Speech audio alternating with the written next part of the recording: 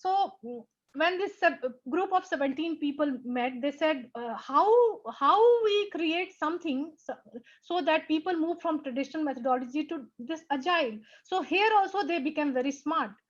In spite of giving a big documentation, a big book, a big audio video, they just gave us some values and some principles. So those values are only four values which you have to follow and try to become agile, do agile. So what these values were, these four values were, like I said earlier, we had individual and interactions over process and tools. What happened in the traditional development of methodology? We always focused on processes and tools rather than thinking about individual and interaction. So here what we do, we go interact with people, we give the value to the skill of the people rather than going to the, no, we do this, do it this way, we have been using this tool, we will use this tool. Say you have an application which is there in PHP and MySQL, but nowadays people are looking for Python and Stack.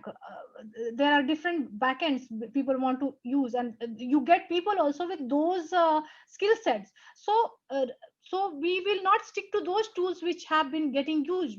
So we can anytime, over the time, anytime we can use, we can change to Python and go to the latest backend which is over cloud. So we value individuals and interactions over the process and tools. Working software over comprehensive documentation. As I talked, this is why agile is favorite for all the developers, because they hate documentation. Working software is always awarding for them, because they believe in the coding is everything for them. And the once you write the code, you come up with a software which again suffices everything what is requirement with a comprehensive documentation. Third value which these people um, tried to highlight was customer collaboration over contract negotiation.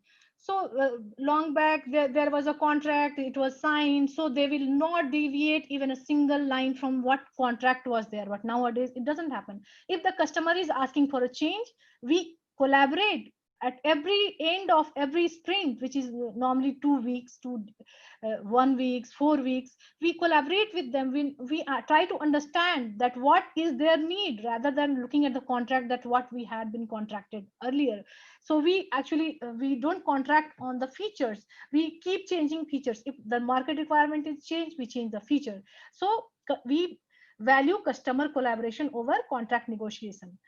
We respond to changes over following a plan. So we don't have any baseline plan. We take all the features, we try to filter out all the important features out of that, create something, and then we take a feedback from the client. If they feel that there is some this is not of no use, we ask them for feedback, what changes you want, and those changes we incorporate and again ship it to the client, take the feedback, ship it back. So it's iterative method where we value the response to change rather than sticking to a baseline plan.